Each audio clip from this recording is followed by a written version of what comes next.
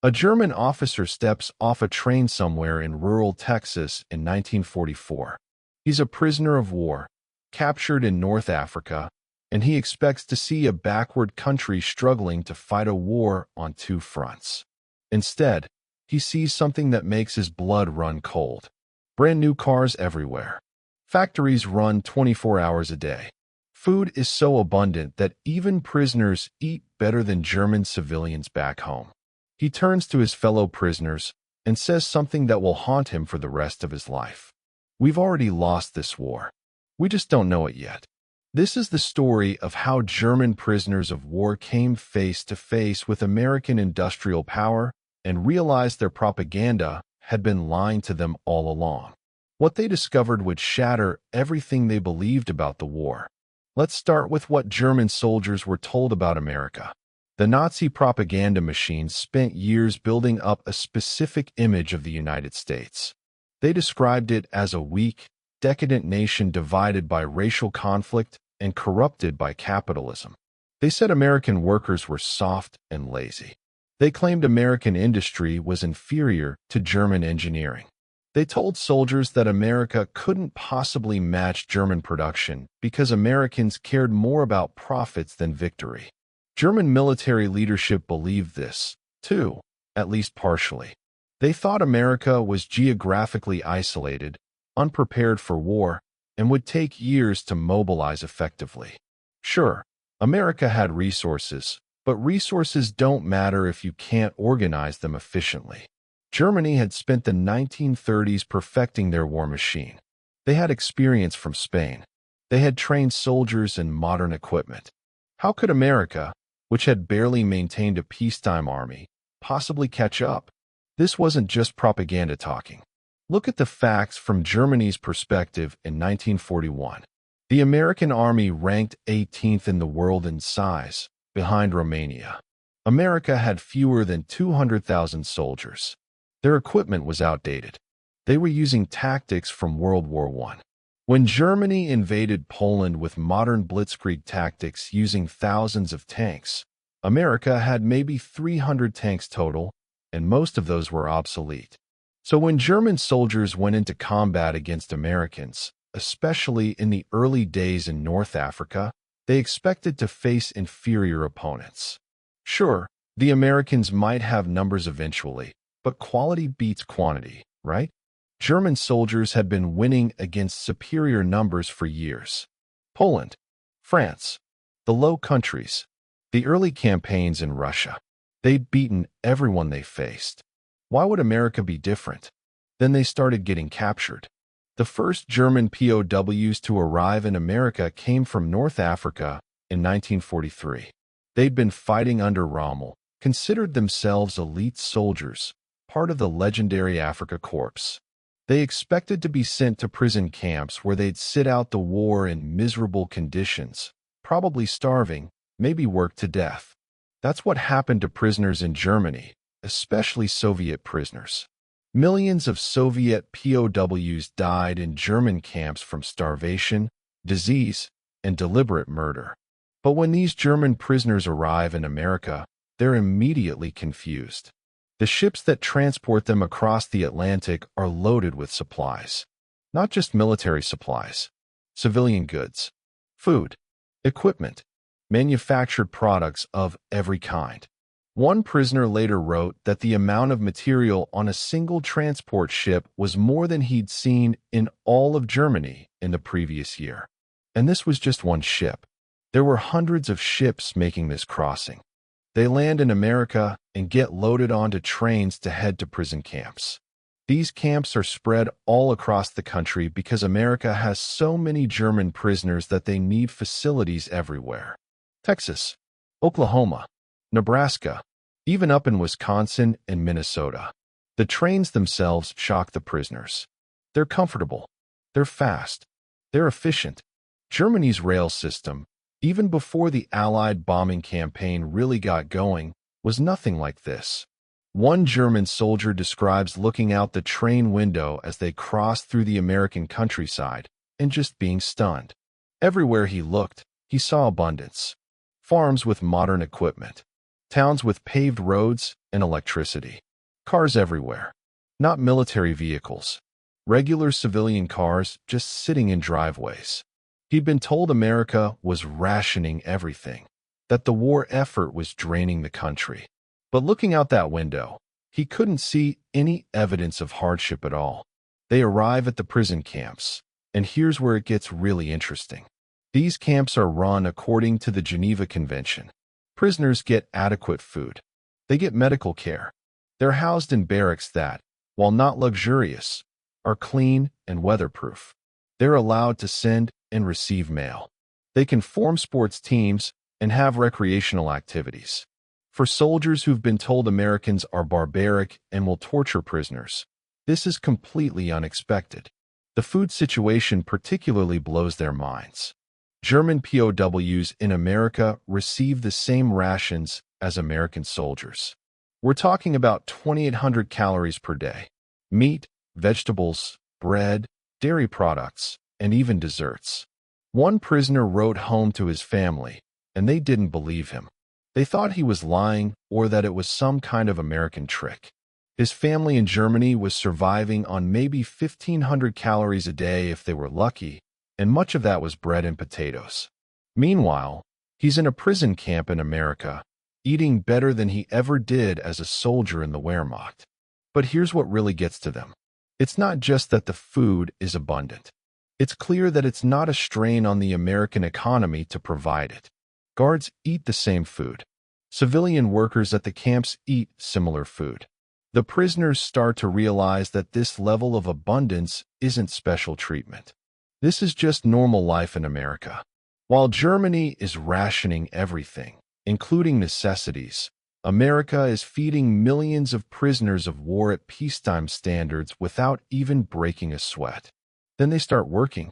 The Geneva Convention allows prisoners of war to be put to work as long as it's not directly supporting the war effort. So German POWs end up working on farms, in lumber camps, in manufacturing facilities that make civilian goods. This is where they come face to face with American industry, and it changes everything they thought they knew about the war. A group of prisoners is sent to work at a food processing plant. They're expecting old equipment, inefficient processes, and maybe hand labor for a lot of tasks. Instead, they see automated assembly lines that make German factories look primitive. They see machines doing work that would take dozens of workers in Germany. They see the speed and efficiency of American mass production techniques. One German engineer who was a prisoner later wrote that in a single day, this one factory processed more food than he'd seen go through German facilities in a month. The scale is what gets to them. Germany had been proud of its industrial capacity. They built tanks and planes and weapons in quantities they thought were impressive. But American production makes German numbers look tiny. Prisoners start seeing the statistics, hearing the numbers, and they can't believe it. America is building one ship per day, not per month. Per day. They're producing aircraft at rates Germany can't even approach. They're manufacturing trucks and jeeps and tanks in quantities that seem impossible. One particularly observant prisoner was an officer named Heinrich Hape. He kept detailed notes about what he saw in America. He talks about visiting a factory that made engine components. This wasn't a military factory, just a regular industrial facility. But the level of automation and efficiency shocked him. He estimated that this one factory could outproduce any 10 similar facilities in Germany. And there were thousands of these factories all across America. The thing that really drives it home is the civilian economy.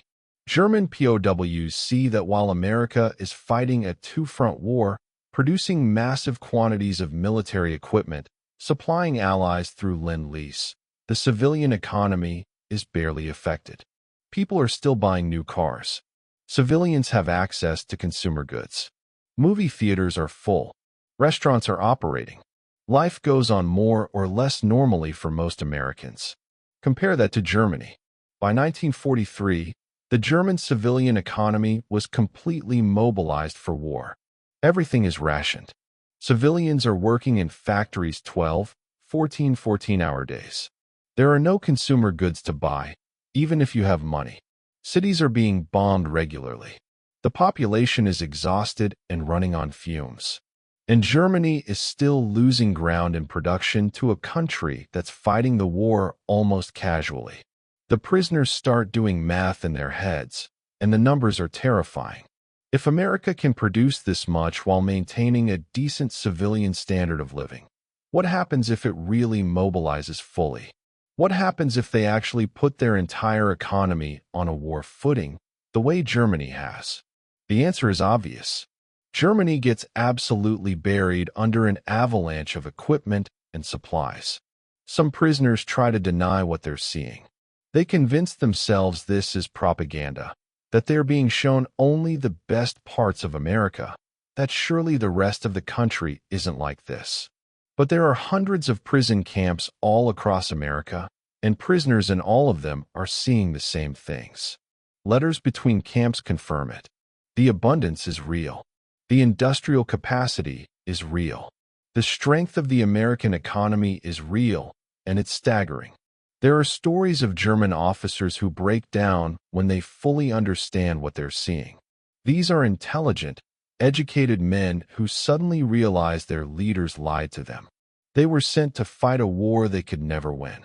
The math was against them from the start. Germany's entire industrial capacity couldn't match a fraction of what America was capable of producing. All the tactical brilliance, all the brave soldiers, all the advanced technology, none of it mattered because Germany was fighting an opponent with functionally unlimited resources. One prisoner, a former economics student, starts calculating based on what he observes. He estimates American GDP, industrial output, and resource availability. His conclusion is devastating. Germany would need to win the war by the end of 1942, or it would become mathematically impossible. Because every month that passes, America's advantage grows larger. They're building factories faster than Germany can bomb them. They're training workers faster than Germany can replace losses.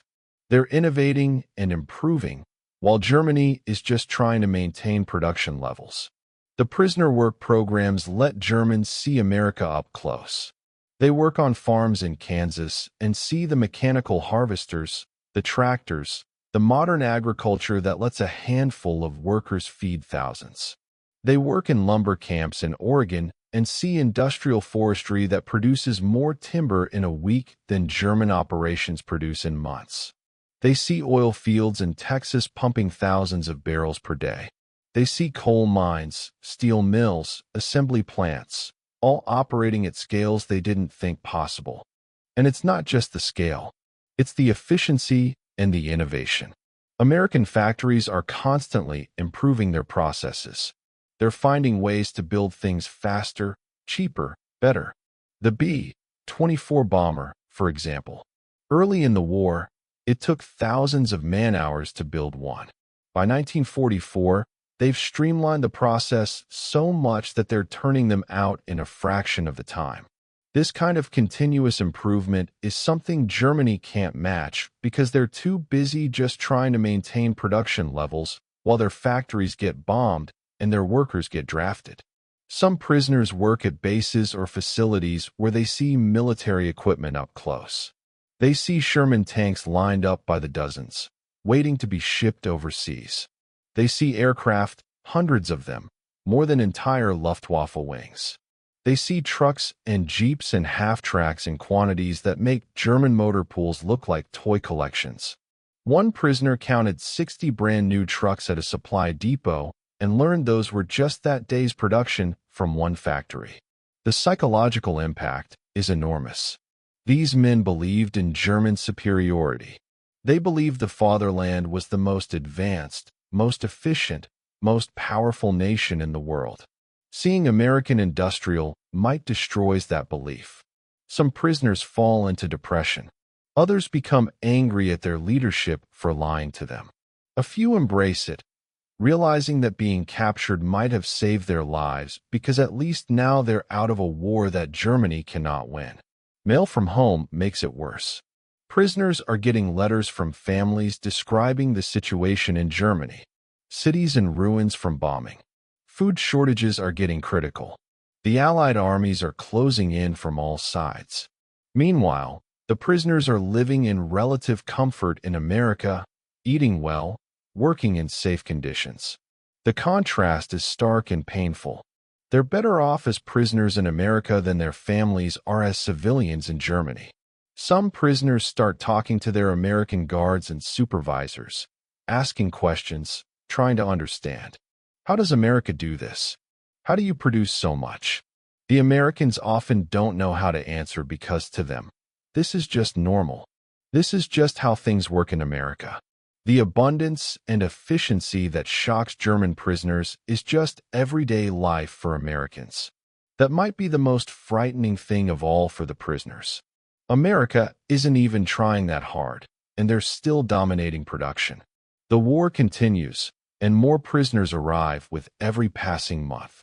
By 1945, there were over 300,000 German POWs in America. They're spread across hundreds of camps in almost every state. They're working in agriculture, forestry, manufacturing, and construction. They're seeing American industry from the inside. And almost all of them are coming to the same conclusion. Germany never had a chance. After the war ends, these prisoners eventually get sent home. They return to a devastated Germany where cities are destroyed, industry is in ruins, and the population is traumatized. Many of them talk about their experiences in America. They describe the abundance, the efficiency, the power of American industry. Some Germans don't believe them. It sounds too incredible. But enough prisoners tell the same stories that the truth becomes clear. Germany lost the war not just on the battlefield, but in the factories and farms of America. There's a broader lesson here about understanding your opponent. Germany made a catastrophic error in assessing American capabilities. They believed their own propaganda. They convinced themselves that American industrial power was overrated, that American workers were inferior, that American society was too divided and weak to effectively wage war. This wasn't just wrong. It was fatally wrong. It led to strategic decisions that made sense only if America was weak, but America wasn't weak. America was the strongest industrial power in human history. The numbers back this up. During World War II, America produced nearly 300,000 aircraft. Germany produced about 120,000. America built over 80,000 tanks. Germany built about 50,000. America launched 2,700 Liberty ships, plus countless other vessels. German shipbuilding couldn't approach these numbers. And America did all of this while also supplying allies with massive amounts of equipment through Lend-Lease and maintaining a decent civilian standard of living. But it wasn't just quantity. American equipment was reliable, well-designed, and constantly improving. The M1 Garand rifle was probably the best standard infantry weapon of the war. The P-51 Mustang became the dominant fighter in the European theater. American trucks and jeeps were so good that even the Germans used captured ones whenever they could. American logistics and supply chain management were light years ahead of everyone else. Think about what this means. Germany started the war with advantages in training, experience, tactics, and equipment. They had been preparing since 1933. They had modern weapons and tested strategies. They had motivated soldiers and competent leadership. And none of it mattered because they were fighting an opponent with such overwhelming industrial superiority that the outcome was never really in doubt. Germany could win battles. They could never win the war. The German POWs who saw American industry firsthand understood this in a way that German civilians and even German leaders didn't.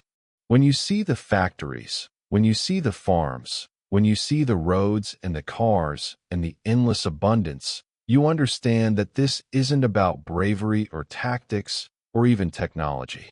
This is about capacity.